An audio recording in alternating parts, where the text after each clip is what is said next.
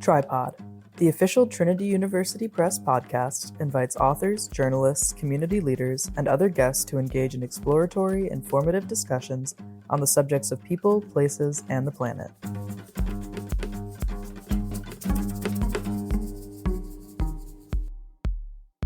I'm Lily Brennan, and welcome back to another episode of Tripod, the official podcast of the Trinity University Press. Joining me today are Anne Fisher-Wirth and Laura Gray Street, co-editors of two Trinity University Press publications, the Ecopoetry Anthology and Attached to the Living World. Anne and Laura Gray are here today to discuss the subject of ecopoetry and its ability to bring people together, reconnect us to our ecological consciousness, and inspire us to work toward a brighter future for our world. Welcome, Laura Gray and Anne. Thanks for having us. We're glad to be here. Thank you for being here. Thank you. Yeah, I'm so glad to get to meet you both, at least virtually. And I've really enjoyed getting to work and read through Attached to the Living World and the Ecopoetry Anthology. But obviously, I've gotten to get to know you both a little bit through studying your work and doing some research for this. But if we want to get started by just doing some short introductions, if you wanted to start, Anne, that would be great. So I'm Anne Fisher-Wirth. I retired from the University of Mississippi in 2022, where I taught in the English department since 1988, and also directed and taught in the minor in environmental studies, which has now recently become a major, which is a really great step. I'm Poet Laureate of Mississippi. That's a great honor, and I'm excited about that. I've been up to the eyeballs doing stuff connected with that, and also getting over 2 hip replacements and a broken hip. Second hip replacement necessitated by the broken hip. So it's been an interesting 6 months. I'm a poet. I have an 8th book of poetry that was published in Mexico called Into the Chalice of Your Thoughts. And it's a poetry/photography collaboration with Wilfried Rausert, with translations of the poems into Spanish by the Women in Translation Collective up at the University of Wisconsin. My 7th book of poems is Paradise is Jagged, that came out from Terrapin in 2023. And I guess that's enough about me to get us started. I've lived in Oxford for like a really long time. I'm married. We have 5 kids and 7 grandchildren. So Laura Gray, and my first name confuses everybody. So it's hyphenated Laura Gray. And I am in Lynchburg, Virginia, which is Monacan land. I've actually been in Lynchburg since 1986. I've been teaching at the college formerly known as Randolph-Macon Women's College, now Randolph College, since 1997, and teach in the English department, direct the undergraduate creative writing and visiting writer series program. Keeps me really busy. And teach lots of classes. In addition to co-editing the 2 anthologies with Anne, I've co-edited another anthology with the poet Rose McClarney, and that was A Literary Field Guide to Southern Appalachia, which is a pretty cool combination of contemporary poets writing about species in Southern Appalachia and then artists painting those species as well. And my collection of poetry most recent one published in the spring at the same time, came out at the same time as Attached to the Living World, is Just Labor with Press 53. And that a lot about textile mills and cotton textile industries and other stuff. I'm married. I have 2 kids, but they are grown. And one thing I'm quite involved with here, Lynchburg is really nicely placed. Sort of, I can be on the Appalachian Trail about 40 minutes, but the city is right on the James River. Enjoying this episode with Anne Fisher-Wirth and Laura Gray Street? Check out their titles, Attached to the Living World and the Ecopoetry Anthology, available for purchase on the Trinity University Press website and anywhere you buy books. Use Tripod's discount code ECO20 to save 20% on your purchase of either collection at tupress.org. Getting a little bit more towards Attached to the Living World and the Ecopoetry Anthology in particular, I know both of you have had careers both in writing and English and teaching at colleges, but also being involved, as you said, Anne, in the environmental minor, or environmentalism, environmental studies minor, now major, and you, Laura Gray, being involved in the former Greater Lynchburg Environmental Network as their president. It seems like there's kind of a natural catalyst to you guys working on an eco-poetry collection, like an anthology, but was there a certain reason why you began taking interest in environmental issues and putting that into poetry? If I think back far enough, when I married Peter, to whom I've been married for 42 years, we lived on a farm in Virginia. And Peter he's a walker. He knows a lot about the natural world, and probably his favorite place in the world is a forest. So we spent a lot of time exploring forests and taking these long, long walks and so on. Even before that, I remember in college reading Walden and staying up all night to read Walden and kind of entering the cafeteria in a trance. I'm like, whoa, what did I just read? And I kind of fell in love with it. And then, so that awakened my knowledge that, in fact, yes, I really did love the natural world, spending these hours and hours and hours walking in Virginia, and then going up on the Blue Ridge and so on and so forth. And then teaching at Mississippi, Mississippi is not a place that's known for its environmental forward thinking. Sure. So I wanted to sort of start developing that and carrying that forward. There's an organization, which is actually how I met Laura Gray, called the Association for the Study of Literature and Environment. And I joined ASLE when it first existed. And that's where I started meeting a lot of people and learning a lot more about what people were doing, what they were writing about, but also realizing that it was a lot that ASLE needed to develop in the direction of environmental and social awareness. Yeah, It environmental justice. wasn't just about peak experiences in nature, that it's about poverty and environmental degradation and racism and so on. So all of that developed over the years. And then when I met Laura Gray, I had a partner in crime, and we've been going at it ever since. So true. I often think, I don't know what my life would look like had I not met Anne. Yeah, it'd be In the weird, crazy. summer of 2001 on my way to an ASLE conference, sight unseen. I knew nobody there. And we happened to catch the same ride from from Phoenix to Flagstaff. And I kind of grew up in a family that was very outdoors oriented. My dad riding, sailing, anything outside he loved. My mom had been a biology teacher. My brother he's a wetlands mitigation specialist, and he actually worked for the Chesapeake Bay Foundation and now for the James River Association. I, on the other hand, was an utter bookworm when I was young, and my brother said, you didn't even see the world until you were 13 years old. I just had a book in front of me all the time. And mostly at that point, I was reading novels, like Dickens, Austen, just tons and tons of stuff. I read some poetry, but I was very, very into like reading the fattest novels I could find.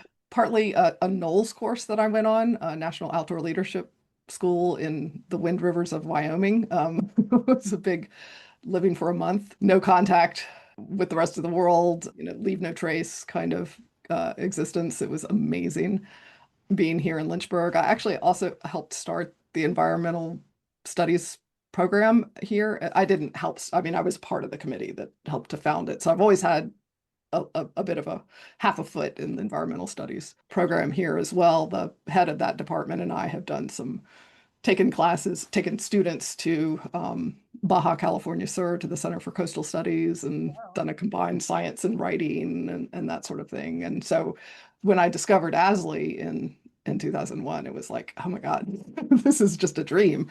So that meeting Anne, and as Anne has already described, kind of the process of the organization maturing into a kind of more complicated understanding of lots of different kinds of people, interacting and relating to the other than human world, and then trying to bring that in with visiting writers and things here at my school. Maybe reading the Jane Austen and Dickens, maybe that's why the Ecopoetry Anthology is, So big. like a brick, So but big. Yeah, that's all Anne's fault. yeah. That is my fault. Actually, whose fault that is Robert Hass, the poet.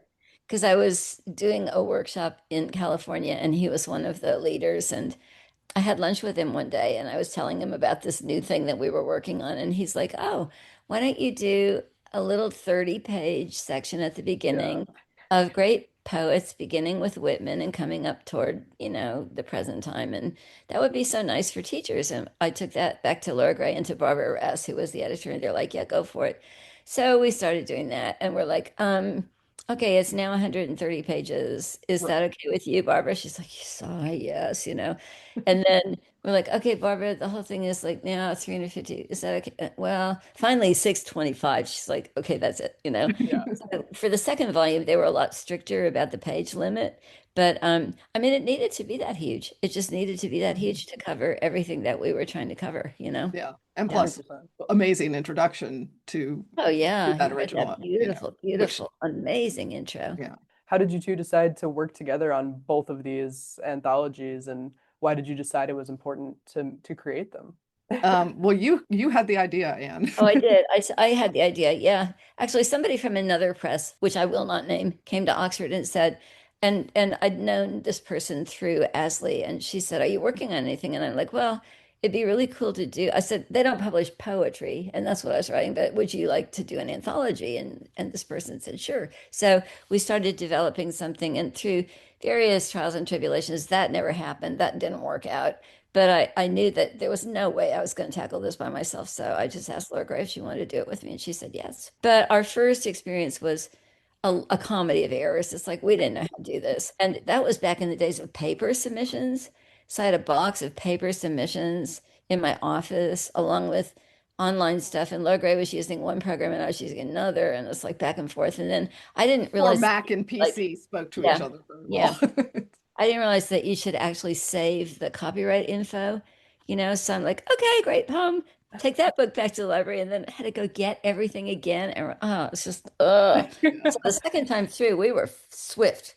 We Yeah. were smooth. We knew We what did that we needed to as the find. first anthology was at least over 6 years, Yeah, and Attached to the Living World was a year. Well, yeah, I guess. Wow. two from the go ahead to when it came out. Right. Exactly. Yeah. Yeah. Definitely learned from the setbacks, it sounds like. Yeah. Well, Anne, you have to describe because Anne typed that entire Oh, I first. did. Yeah, Yes, all I those did. poems. That was my first adventure with breaking something.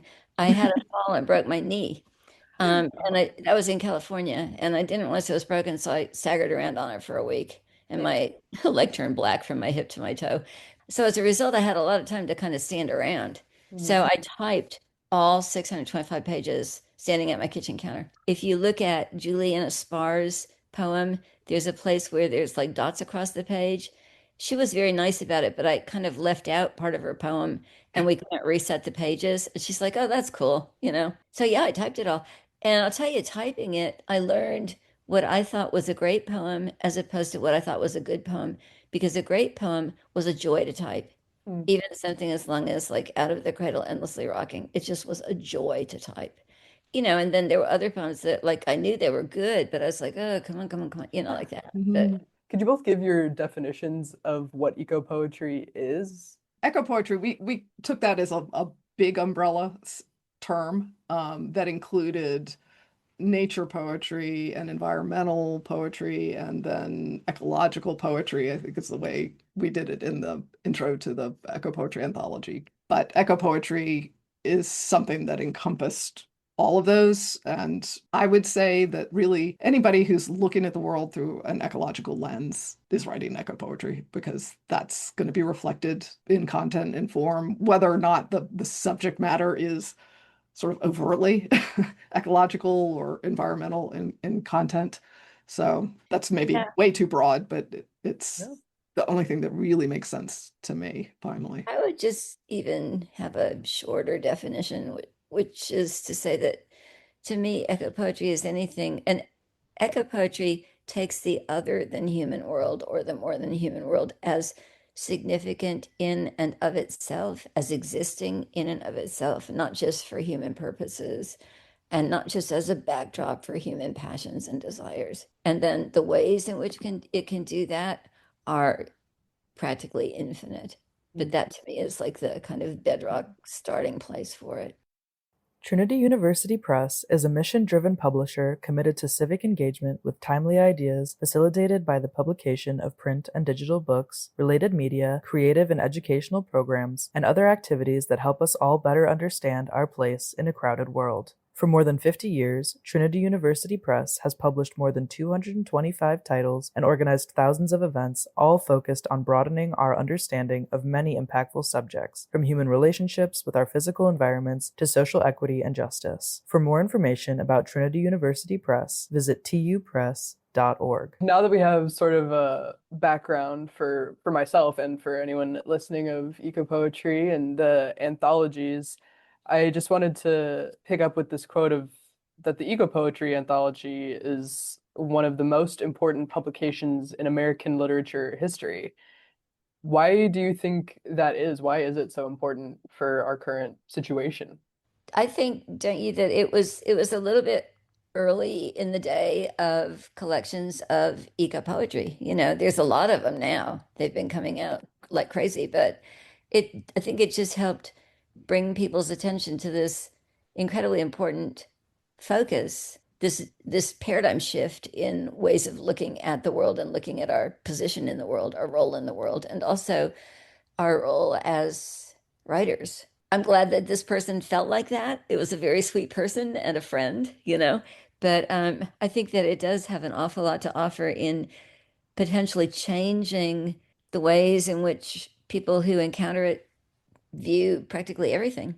And I think that it is such an overarching anthology. I mean, there have been so many really cool anthologies published since then, eco poetry anthologies, but they have maybe a more particular focus, like oil, or they're just ways in which that they're. And I think this one is particularly valuable or has some staying power because it, thanks to Bob Haas, this historical section, which helps people to re-see poems. I mean, those poems were not written as intentionally eco poems or whatever. So, I mean, I was the one who John Ashbery, fought to have his poems in there, and people are still like, really, John Ashbery? And I'm like, I think it's important to, he may not have been thinking about that, but I think we can look at those poems and think about them eco-critically. And Yeah, sure.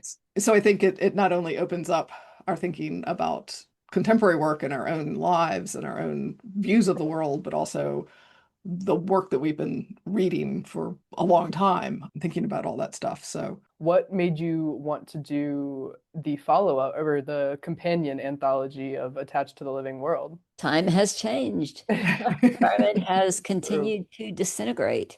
An awful lot of poets since 2010 have been writing about it, and there's a lot more variety. There's a lot of new voices, a lot more, I'd say, emphasis on social and environmental justice issues, just an incredible diversity of voices. One thing I like about this book is that we were able to include writers who are not United Staters by birth, but spent significant time here under MFA programs or PhD programs, people like Samyak Shertak and Hussein Ahmed.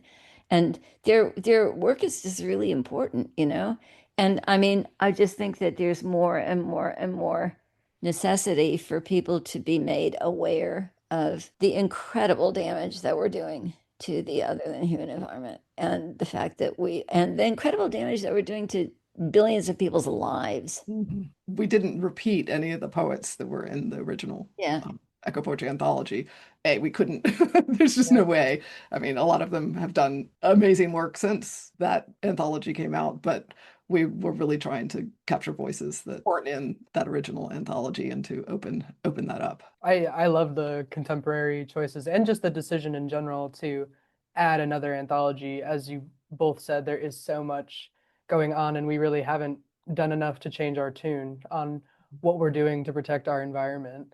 And to circle back to what we had said earlier, Anne, you said that making the ecopoetry anthology was a labor of love against despair. Can you kind of touch on how these collections aim to, I don't know, not contradict, but stand up in the face of that despair? What stands up against despair is, okay, what Freud said is the definition of mental health is the ability to love and the ability to work. And doing a book like this involves being able to love, having something that you do love, or many things that you do love, and being able, having the privilege to be able to do the work to make something come into being.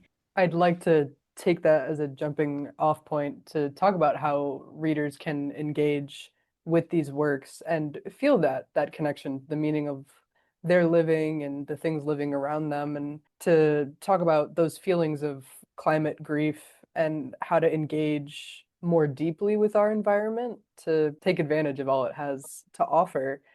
I don't know if you want to sort of begin with a definition of climate grief. I think we've kind of been discussing what that is through these other questions, but that and maybe the ecological consciousness, I think we've talked about those. I just want to give a little more clarification. Well, there's the term solastalgia, which is just literally climate grief.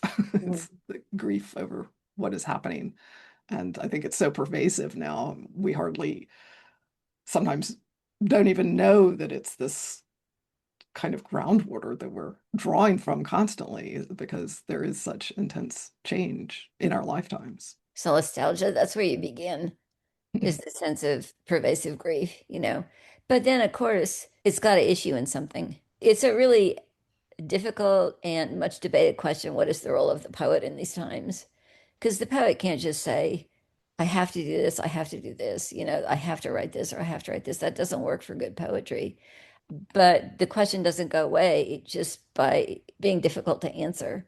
How does any given poet also choose to take political action or to, you know, for instance, teach or be involved with a James River conservation or march or, you know, whatever. It's like it's just complicated, and every person has to answer that for themselves.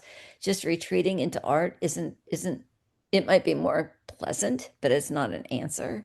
Mhm. But yet you can't dictate anything about what a poem should be or what a poet should be. You're just going to kill art if you do that. There's a quote in, I'm not sure which anthology, but just it's the act of embodied daily attention.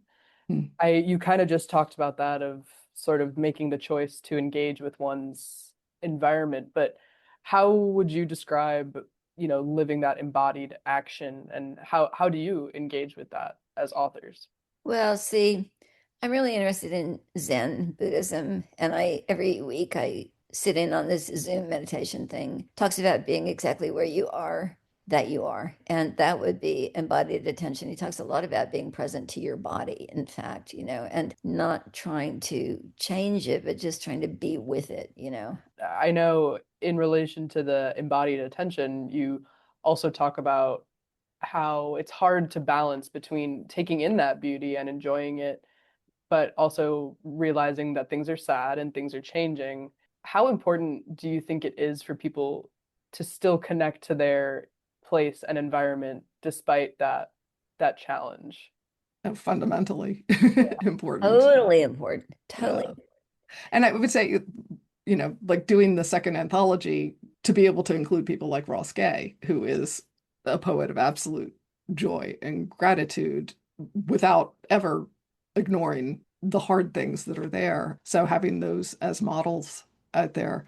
And one of the things I loved people's comments with the first anthology is they would say, I was surprised at how many funny poems there were. I mean, that there was a lot of humor in the anthology, and that I always loved that was an aspect of it. And I think there's still some, maybe not quite as much in Attached to the Living World, but it's How would you recommend that people can engage with their local communities and their broader communities to benefit their environment, but also themselves?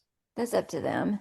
There's a ton of ways you can do it. Are there certain ways that you both employ those? Like, how do you Yeah, engage I with have your a, community? well, it's a little early to talk about it, but as poet laureate, I have a plan, which is very nascent because it depends on a lot of things to do place-based creative writing things around the state of Mississippi. I mean, anytime you can get people together to talk about their places, you can do that a lot in classrooms, like when you're teaching, you know, get them to write about it. Obviously, there are community organizers. There are amazing community organizers like the women in Flint, Michigan, who took action against the lead in the water pipes, or the people in Alabama who are trying to get the sewage out of their backyards, things like that. So there's like a ton of ways that people can be active, but just speaking out, involving going to protests or demonstrations or publishing articles or writing poems or teaching classes or writing workshops, things like that. There's like a ton of ways to do it. It just Yeah. has to be done. what were the environmental nonprofits And there was one that was just starting, the Greater Lynchburg Environmental Network. The two men who started it, one was actually married to the president of Randolph-Macon Women's College at that point. Wow. Through them, I got involved in that, and that was for many, many years. And that spun out into a land conservancy and a 500-year forest foundation.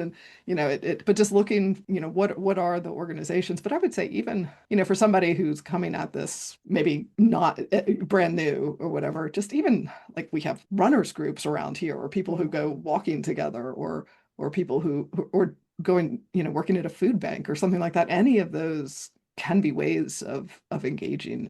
One point I did want to make, because I don't know if we've talked much about this, is there's a discussion of the modern divorce between humanity and the rest of nature, and that technology is somewhat the cause of this, but for some, the possible solution to that divorcing of people. How do you think our media today and our modern world today can help us be engaged with our community, but maybe also what things we should avoid about it to not let it hurt us? I'm not real big on technology, but on the other hand, like for instance, my husband just mentioned yesterday this wonderful documentary that Leonardo DiCaprio did about the global environmental situation.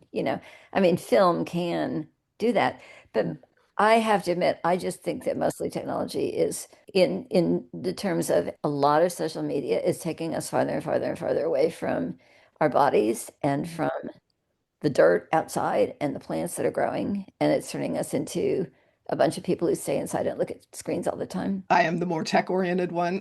Yes, you are. Of the two of us. Save me all the time.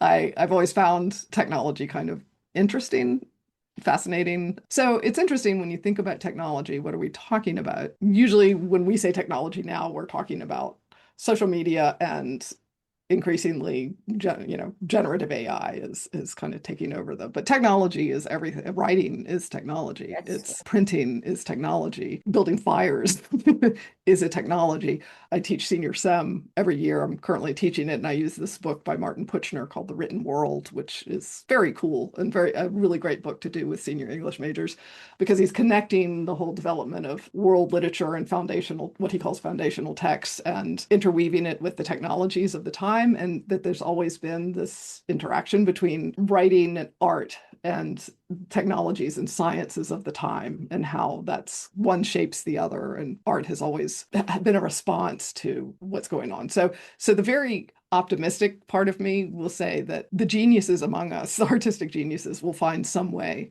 to create great art out of whatever technology is in our time. What is a message you hope people impart from these anthologies? Well, for one thing, I think they're great to teach from. And for instance, the present one is going to offer students a lot of language written by people who are not like them. Like they might come from a different culture, a different place. They might, and so there's always that ability to develop empathy and interest in people or places that are not like you. Yeah, I would what Anne said, empathy. Yeah. And I would add awe, an element of awe at what the views of the world that you get through the poems and the anthologies, maybe especially this new one for people just coming to it, and also awe at all the variety of voices, the richness, the textures of people and experiences that are presented, that are given to us in all this work. Well, that was my final question, but thank you both so much for your thoughtful answers and for making time for this today. Thank you. It's a pleasure.